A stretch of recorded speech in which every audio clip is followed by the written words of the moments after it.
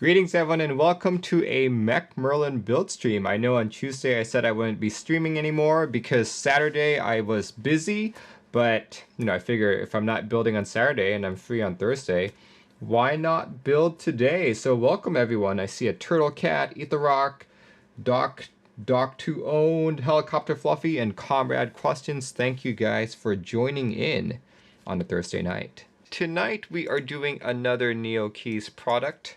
Here you guys can figure it out. Follow along on the Keycap page by executing the build command. Yeah, this is a TKL, guys. A stacked acrylic TKL. I did an unboxing of this a few weeks ago, and if their G87 palette was anything to go by, then this is actually a very good product. Like TKLs is starting to be really popular with people. I think we're over 65 these days. It's TKL time now. So glad to see a more affordable TKL out there. This supports the IO3 Daughterboard that you guys can check out. I think I'll just show it to you guys rather than show it to you through pictures. And yeah, tonight's switch of choice. I think I might go for the Mech Wild Tecsee Cardinals. You guys remember I unboxed this on Tuesday as well, and I was actually at the time thinking, what keyboard would I be putting this in? I'm not so sure. Pretty good sounding switch, very little spring ping, but I typically like to use switches stock first before I lube them and all that. This is the pre-built one right there. So this is what I was talking about, how the daughterboard is connected to the bottom like that, and it's kind of upside down as well. This gives ESD protection to the board and allows you to leverage any of the benefits that daughterboards have as well. You may see that there's the palette logo here. You have the option to remove that. You can choose palette or no palette. Here, let's see. Here we go. $180 to $200. Gasket mounted. A lot of people asked me during the unboxing if the palette was actually flexier than the NK67, and the answer is yes. So I expect a very similar feel once we build this guy. So yeah, let's get started. Let's get started with the build. It shouldn't take too long, especially since I've pre-populated the Hotswap PCB with stabilizers. So it really shouldn't take too long at all. Let's see, 1, 2, there we go. Top 2, and then the plate is sandwiched there, and the gaskets are also located on the plate. I have to be careful when I'm doing this.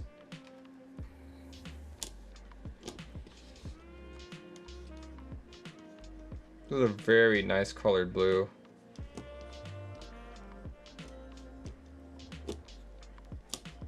Ugh. Okay, come on. Okay, the Hotswap PCB is 7U, but yet the plate is not 7U. The plate is 6.25. So let me swap out the plate because I do have another plate here. Will this plate fit? There it is. This plate fits. Okay, so I'm actually glad that that happened because I really wasn't feeling the red on blue. So I'm like, whew, okay, that worked out. There we go. See, this one fits just right. So this is what we'll do. These plates look so nice. Yeah, they are very well made. This is a brass plate. Okay, the brass plate comes in 4 polished PVD finishes: gold, gunmetal gray, and rarely seen blue and purple. There we go. Do those gasket plates come with the gasket strips pre-installed? I don't know, actually, but mine did. As I said earlier, we are using the Mech Wild Cardinal switches.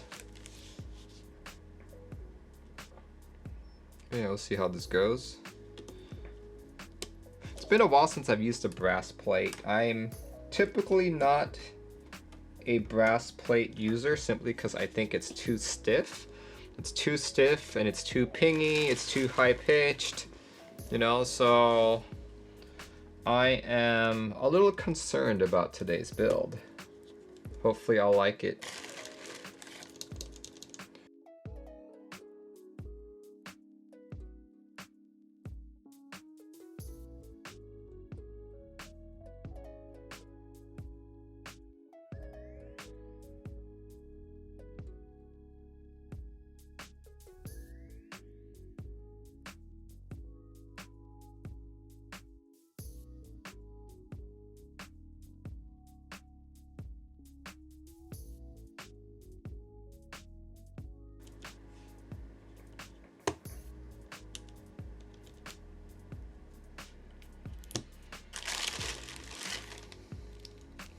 Yeah, this is a stacked acrylic build.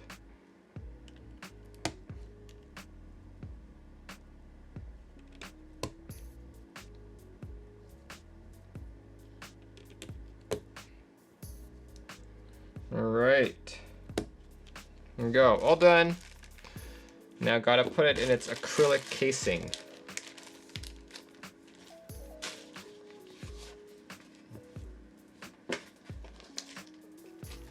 It's all the screws.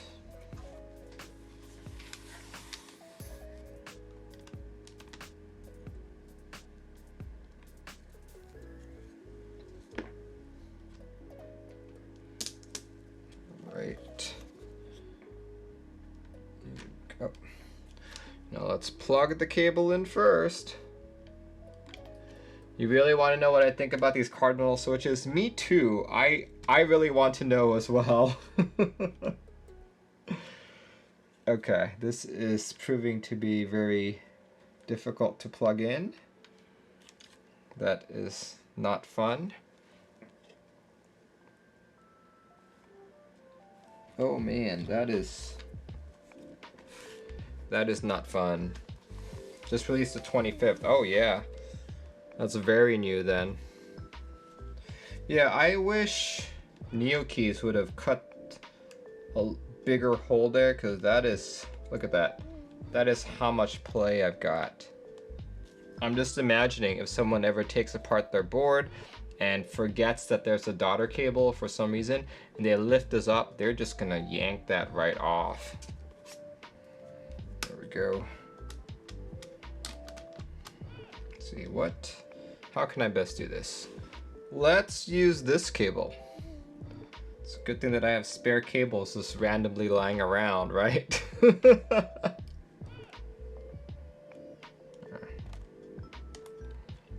Just to verify cable length. Yep, that is a much longer cable. Techno says, is there an advantage to using Daughterboard besides being able to position the USB port differently in a different case? Well, here's the thing. Let's assume you've got a soldered board, right? And you somehow break off your USB port, right? The way to fix that would be to desolder your entire board, basically unbuild and rebuild your board. If you have a daughter board, you can just replace the daughter board. All right, so what I'm gonna do, take this cable like so, plug it in.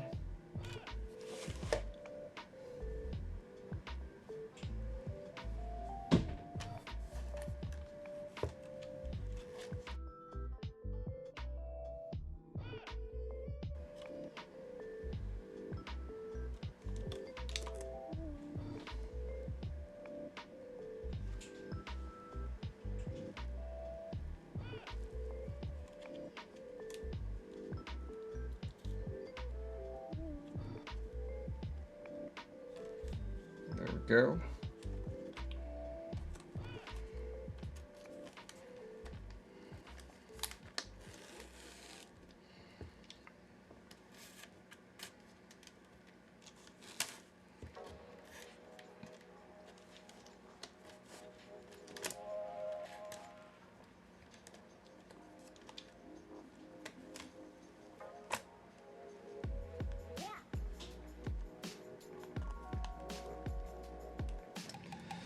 Yeah, it's turning into a more involved build than I thought it would be.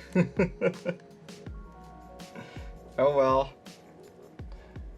Let's see, I replaced stabs in my GMMK bare bones with Durox and put Glorious Panda's lube. Sounds better than I expected. Yeah, changing out the stabs to decent quality ones is probably one of the biggest mods you can do, or maybe not the biggest mods, but the mods that give you the most gain or bang for your buck, if you will.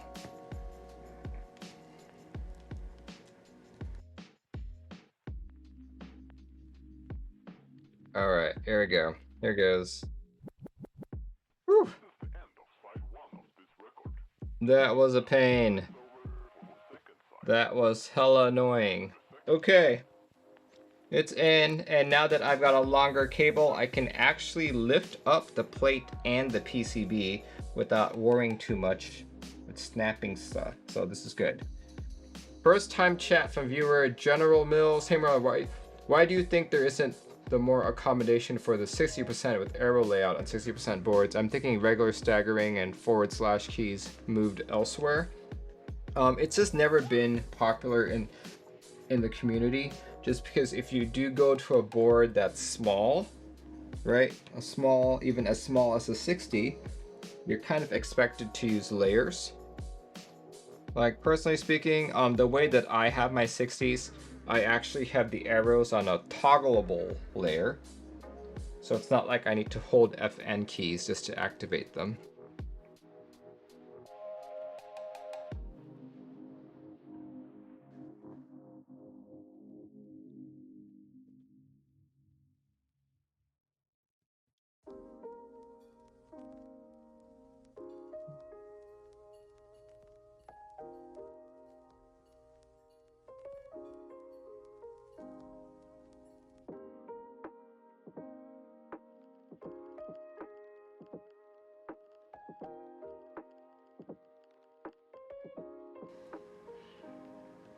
Whew.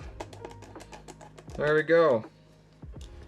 Got all the screws in the case. Finally, that took way longer than I was anticipating. Let's see, I will have to take apart another board for this, no matter what you guys choose, because I think I am all out of key sets. All out of key sets, so IFK port is currently on my Iron 165. I will be taking apart my Iron 165, so I guess this is as good a time as any. As good a time as any to take off the keycaps.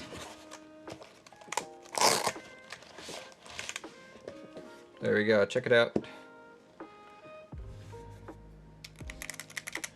Here's my Iron 165.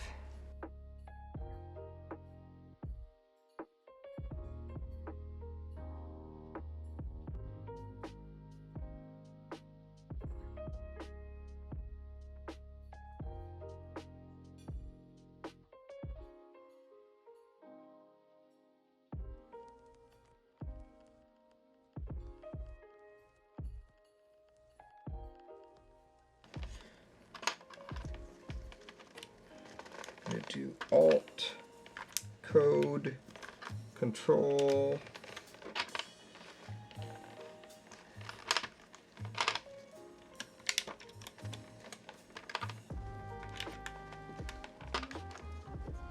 There we go. I'm gonna take that long 7U right there. There is no key that I can use for F13. Huh. Okay. Temporary key. Double escape. Double escape. So I don't think I've got the novelties with me here. There we go. Okay. Typing sounds time. Let me turn off my sounds. Pause. Okay, crisp is off. That's good. We'll do a 100-word typing test this time.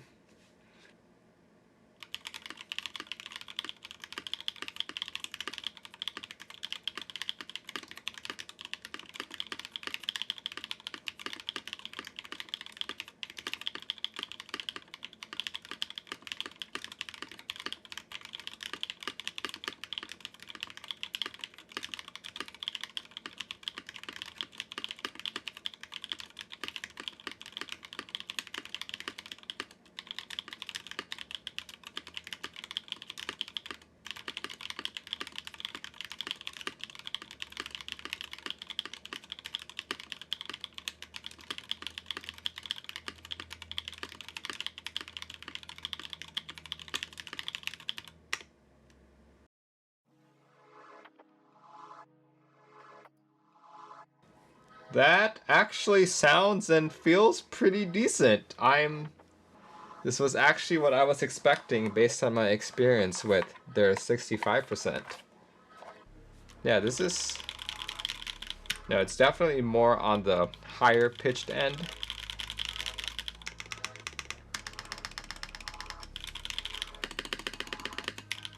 Not quite, you know, like my favorite sound profile for sure, but it's better than a lot of boards I've tried. What's the plate again? This is a brass plate, brass plated board, which is probably why it's giving me that higher pitch sound. If he had given me like a aluminum board, or sorry, like an aluminum plate, or maybe an FR4 plate, it would have definitely been a bit more thockier. But right now, yeah, this is a pretty decent sound. Not sure if you guys can see it, but as I type, you can see the board flex. Lots of budget TKLs. See, this one is the NK87. I've actually forgotten what keycaps or what switches I put in, but these are nice PBT beige. Okay, this is Gateron KS9, a very deep sounding switch. There, let's compare the two.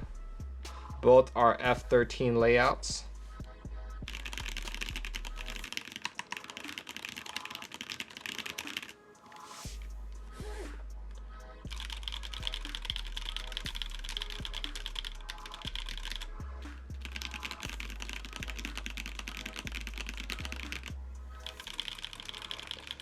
So in terms of sound profile, I still prefer the NK87. However, when it comes to typing feel, I definitely prefer this. This one is a flexier, softer typing feel.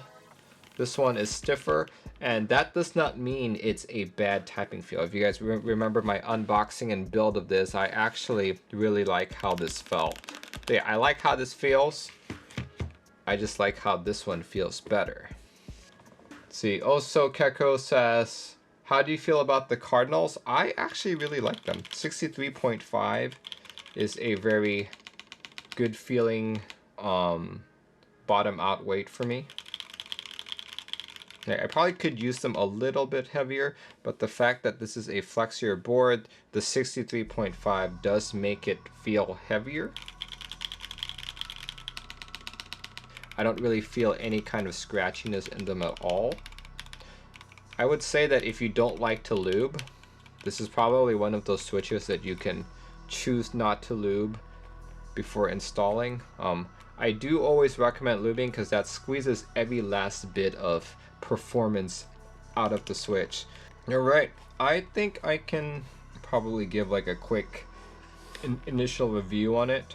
Courtesy of Novelkeys, I built their latest G88 palette. This is a follow-up to their 67% or their 65% that came out roughly a year and a half ago. Basically, it is a stacked acrylic board that's gasket mounted. I was going into this expecting more or less the same, and I'm gonna say what I expected is actually what happened. Couple things to note about this build.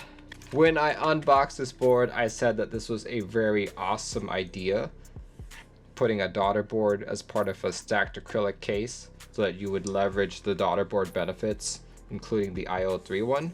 I said that this was a novel idea, but I did not expect how difficult it would be to properly plug the cable in.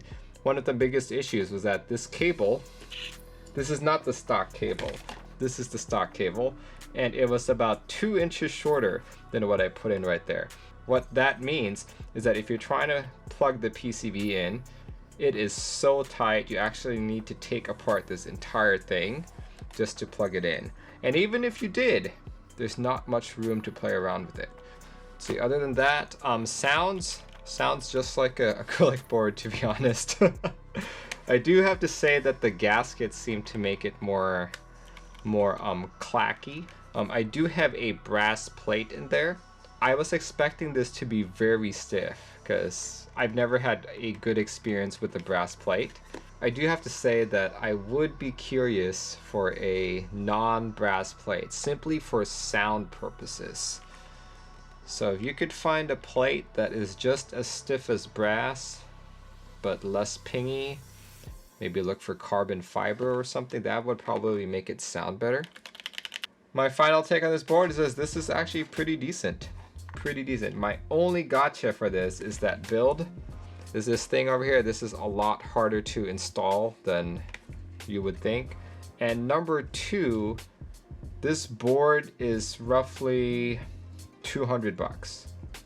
That's the price that he's targeting. At that price point, I kinda expect more. Because look at this. This is the NK87, right? NK87EE is $135, right? $135, and it's not stacked acrylic. Right? Like, honestly, this looks to be a much better board. Like, visually, this looks much better than this. So sure, this has got ESD protection, over voltage, all of that stuff, and it's got a daughterboard. But looks sell, right? Looks sell. This one is not a very attractive board, to be honest.